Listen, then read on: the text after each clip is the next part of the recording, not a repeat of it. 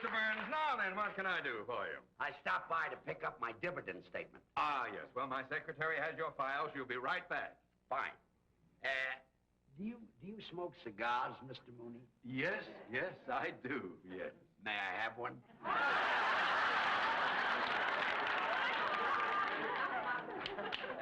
Thank you. Jack Benny always pulls that on me. Very fun. Some actors have to be on all the time. So I've heard. Oh, that could be very annoying. I could never be like that. I think it's unprofessional. I say once an actor walks off the stage, he should leave his work there and be like everybody else. Very commendable. I've learned to relax, like Irving Berlin said in that song many years ago.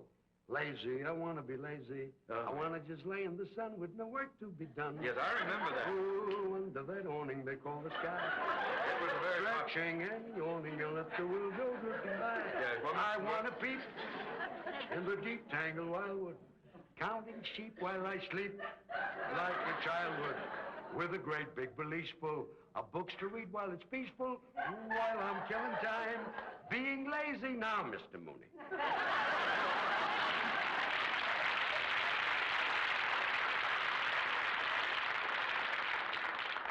Maybe I can find your file, Mr. Burns. It should be here under the B's. All right, Martin, Miller, Munson, Murph. Under the B's? Maybe we'd better wait for my secretary. I hope you don't mind waiting. Think nothing of it. Now that I'm not doing an act anymore, all I've got is time on my hands. You and me, nothing but love in view. And if I fall, once and for all, I'll see my dreams come true. Moments to spare for someone you care for. Excuse me, Mr. Burns. Yes, well, I was here, because... Time on my hands, you and my... Mr. Mooney, don't be embarrassed. Nobody ever lets me finish a song. Would you care for another cigar? Oh, no, go right on with your work. I'll just sit here and look at the stock report. Oh, yes. I envy you, Mr. Burns. How's that? Well, being able to retire in the prime of your life, just sit back and to collect dividends. Well, that might be true about some people, but not about me. Huh? It kills me not to be doing an act. Well, why did you stop working? Well, I've always liked to work with women. I had a great act going with Carol Channing, and then she left me. She went into Hello, Dolly, and then I did an act with Dorothy Provine, and she went into television, and Connie Stevens went into pictures. Well, why don't you find some other girl to work with you? Mr. Mooney, comedians are not that easy to find. Gotta find a girl with a kind of a pixie personality, eccentric, way out, a real kook. A girl like that is very, very hard to find. Here's the contract, Mr. Mooney. Well, it's about time you got here. I've been trying to find Mr. Burns' file. Oh, George Burns. How do you do? Oh, you've been a favorite of mine for years. Oh, thank you. Oh, I used to watch you all the time on radio.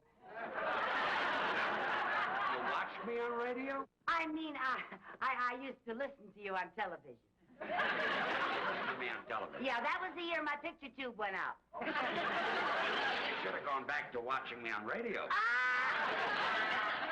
you say the funniest thing. Mrs. Carmichael! I've been trying to find Mr. Burns' file. It is not under the B's. Oh, I must have put it under the X's. Why would you put the B file under the X's? That poor little file never has anything in it. Here. Well, where is it? Well, no, I don't know. Wait a minute. I bet I know what I did. You see, Mr. Burns, I always have trouble remembering names, so I took a course in word association. Now, Burns reminds me of fire. So you filed it under the F? No, fire reminds me of stove. So you put my file under the S's? No, stove reminds me of pot roast. It's your turn. You filed it under the P's? No, pot roast reminds me of noodles. Mrs. Carmichael, you're making me angry. You're making me hungry. And noodles reminds me of my mother. Your turn.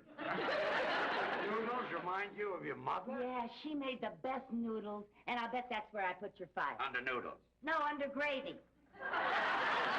Mrs. Carmichael, I don't know what I'm going to do with you. I know what I'm going to do with her. Start a whole new career. Mrs. Carmichael. Yes, sir. Have you ever thought about going on the stage? Oh, my life. How would you like to do an act with me? Oh, Mr. Burns, you can't be serious. I know it. That's why I want to get back on the stage. Oh. What do you say? Oh, well, that's very nice of you, Mr. Burns, but I couldn't do that. I couldn't quit my job here. Why not? Because it wouldn't be fair to you, Mr. Mooney. You need me. Good help is hard to find. Well, I'd be delighted to start looking. Now, Mrs. Carmichael, this is a great opportunity for you to make a lot of money. Yes, I know it does sound like a wonderful opportunity. Yeah. Oh, and you know, today, my horoscope said that my whole future was going to take a turn for the better. So did mine. How much would I make? Well, it's unprofessional for an artist to discuss money. Oh. That's usually handled by your agent or someone who handles your financial matters. Oh, well, Mr. Mooney usually handles all my financial things. Yes, and I'd be delighted to represent you in this matter. Would you? Yes, indeed. For the customary 20%. 10% is customary. Oh, 10. Oh, yeah. Well, you see, I'm new to show business. You two talk it over, and when you decide on what you want, you can get together with my agent. Fine. Here's my address. Be at my apartment tonight, and we can start rehearsing. Your apartment? Nice and quiet there, and nobody will bother us. Well, I hardly know you, Mr. Burns, and going to your apartment, you in show business and all. Mrs. Carmichael, you don't have to worry about a man like Mr. Burns. She does, too. I didn't mean that you aren't a gentleman, Mr. Burns. I just meant that... Well, I meant you're a man, and if I go to your apartment, people might talk. What people? There won't be any people there. And when I talk, nobody believes it anymore. Good night. Okay, Bye, Mr. Mrs. Burns. Carmichael. Well, thank you. Goodbye, Mr. Mooney.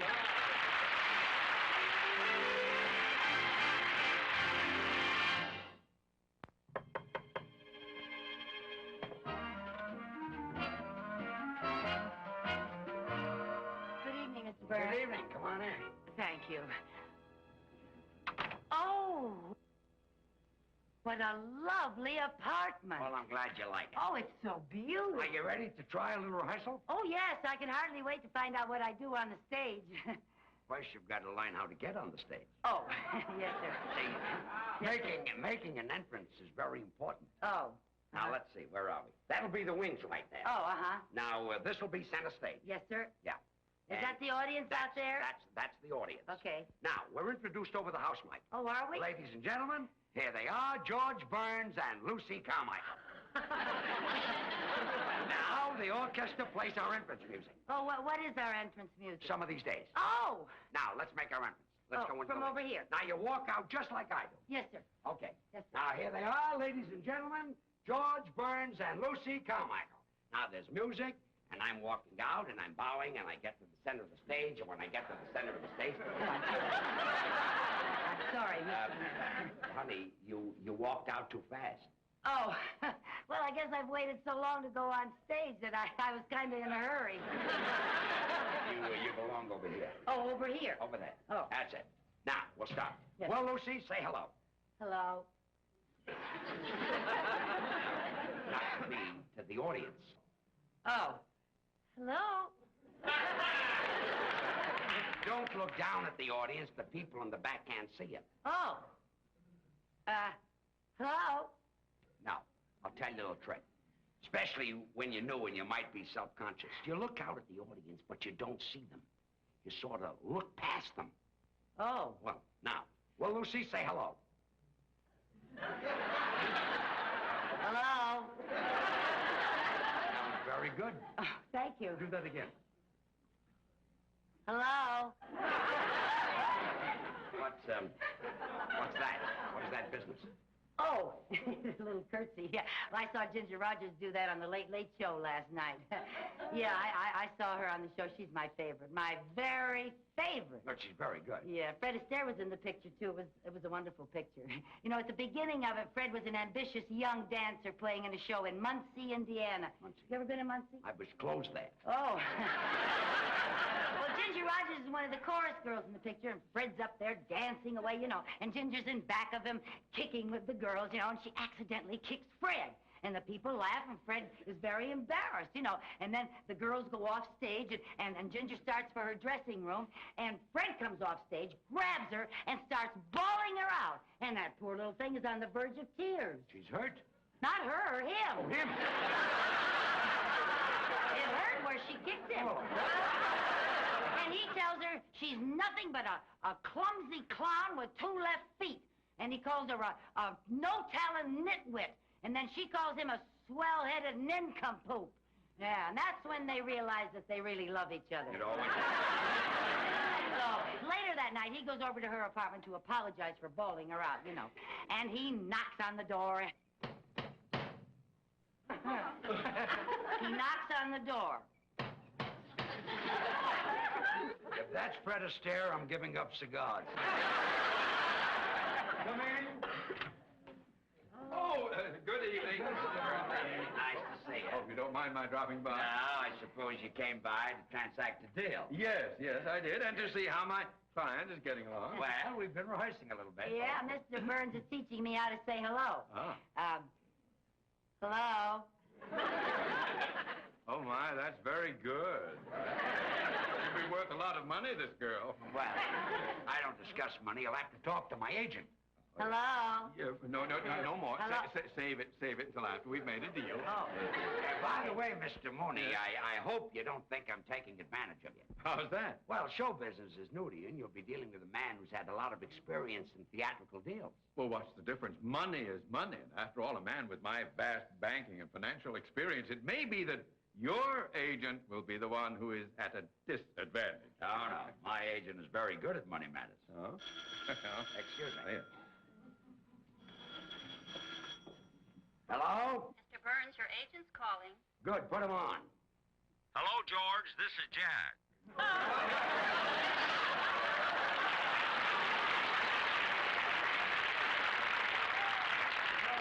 Time. Mrs. Carmichael's agent is here right now. Fine. Let me talk to him. Good. Here he is. His name is Mooney. Mr. Mooney. Hey, Mr. Mooney, my agent. What's his name? Benny. Jack Benny. Jack Benny is your agent?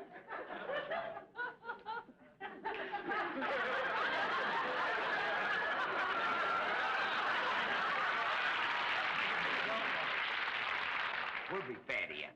We will not. I'll handle this. You just get us booked someplace.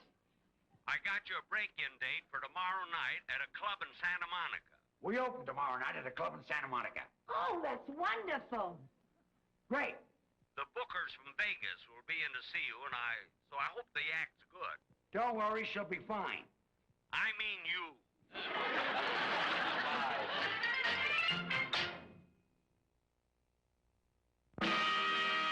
And now, ladies and gentlemen, George Burns and Lucy Carmichael.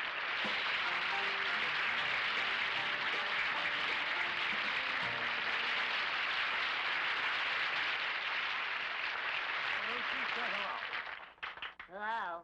Well, now that you're on the stage, what are you going to do? Oh, well, when I was in the beauty parlor this afternoon, I heard a wonderful joke. Would you like to hear it? It had everybody dying laughing. We'd all like to hear. Oh, well, this one man looked up and said to the other man, "Don't ask me, I just got here myself."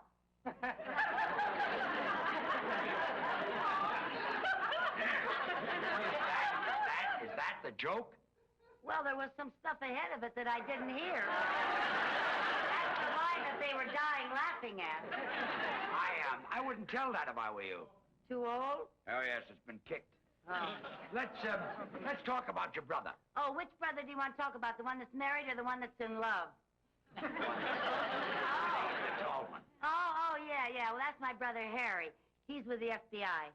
Your brother's with the FBI? Yeah, they picked him up in Kansas City. So the FBI picked him up. Well, they had to. He couldn't pick himself up. Loaded again. Yeah. Poor Harry. Hasn't your family ever tried to do something about his drinking? Well, we sent him to a psychiatrist, and the psychiatrist worked and worked to get to the bottom of Harry's drinking. And finally, he found out Harry's problem. What was it? Harry likes to drink. Well, we all have our reasons. I think Harry drinks to forget. Forget what? That he's a kleptomaniac. He's a kleptomaniac. Harry was always going into stores and taking things, so you know what my mother did? What? Well, she took some adhesive, and she taped his hand shut all but this one finger. Taped his hand shut all but that. Why? Well, so he could play marbles with my other brother. You can't play marbles with one finger. Well, Mother did that to even up the game. You see, Harry didn't have all of his fingers, and my other brother didn't have all of his marbles.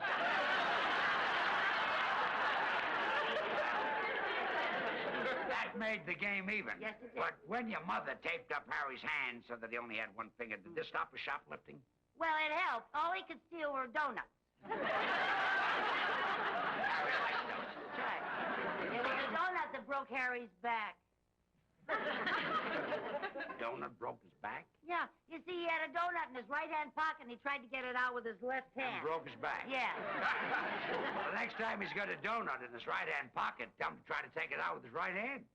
Well, that's kind of hard when you got your pants on backwards. He had his pants on backwards? Yeah, you see, Harry had a suit with two pair of pants, and he put one pair on frontwards and one pair on backwards. So that he could walk either way. That's when the truck hit him. What truck? The truck that didn't have its lights on. Well, why didn't the man in the truck have his lights on? Well, he didn't have to. It was daytime. Well, if it was daytime, didn't the man in the truck see your brother coming? He didn't know it was my brother. Oh, he saw two pair of pants coming toward him, and he drove right between them. Well, that's our music cue. And Marcy.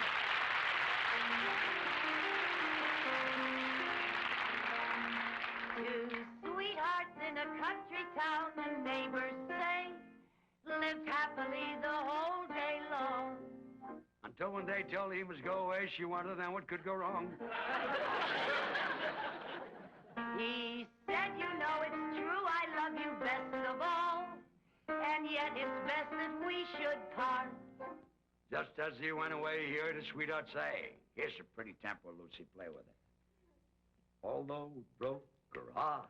Some of these days, Yes, some of these days. you'll miss me, honey. You're gonna miss me, honey. Some of these days, Yes, one of these days. you'll feel so lonely. You'll be feeling, oh, so You'll lonely. miss my You hugging. used to love it when I'd hug and You'll squeeze you. miss my kissing. You'd ask for more, and I You'll tease miss you. me only You want me only when you go away. when you're a million You'll feel miles. so lonely. In the evening when the sun goes Just down, for me only. I'll be on the other side of town. For you know, Oh, honey, you know, baby, you've had your way. that you went and had your way. And when you leave me, Here's I the know song. 'twill grieve You me. can bet you're gonna be full of sorrow. Your blue-eyed baby, some of these days.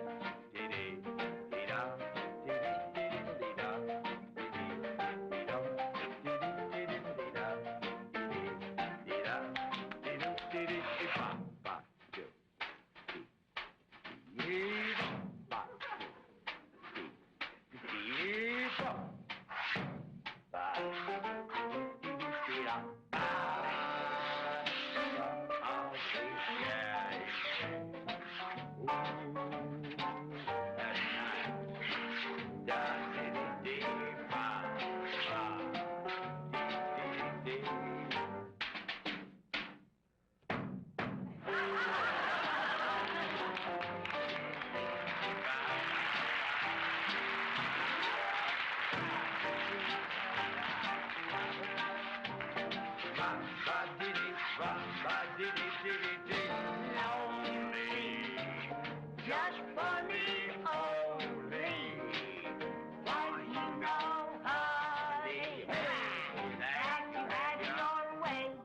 had your way. And when you say goodbye, wipe that tear from your eye. You're gonna miss your baby. You're gonna miss your red-haired mama. You're gonna miss your blue-eyed baby somebody. Miss your Blue-eyed baby somebody.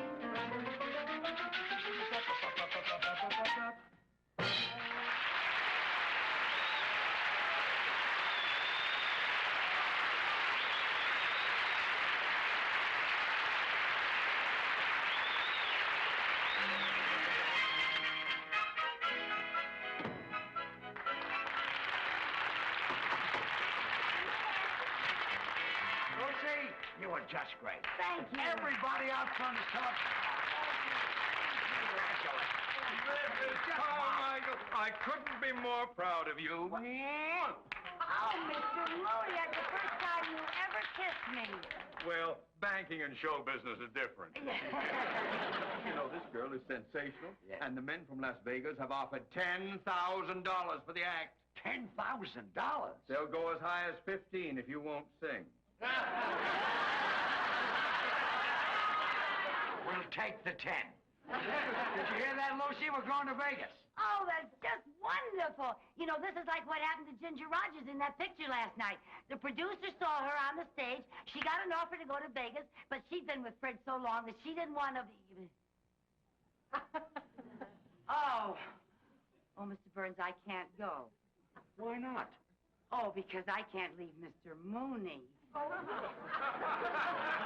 But I want you to go. Oh, no, you don't. You need me. I don't need you. I want you to leave. Oh, I couldn't leave you any more than Ginger could leave Fred. Not even when Fred pretended to be mad and said things that were very nasty to make her mad. Mrs. Carmichael, please get it through your head. I want you to go with Mr. Burns. My life would be happier without you. Happier! Happier! That's just what Fred said, because he didn't want to stand in her way. But Ginger knew that Fred needed her, just like you need me, Mr. Mooney. Now. Mr. Burns, but it just wouldn't work. I couldn't be funny out on the stage thinking about Mr. Mooney back in the bank trying to get along without me. Mr. Mooney, you must be a wonderful man. How do you inspire such loyalty? I don't know what I've done to deserve this. Well, I hope you're not mad at me, Mr. Burns. What for? This is the story of my life. But what about the engagement at Las Vegas? Well, now that I don't have a girl, I guess we'll have to pass up the $10,000. Oh, I'm just awfully sorry about it, but, you know, Mr. Burns, Mr. Mooney has... What are you doing? If you think I'm going to let $10,000 go down the drain, you are crazy.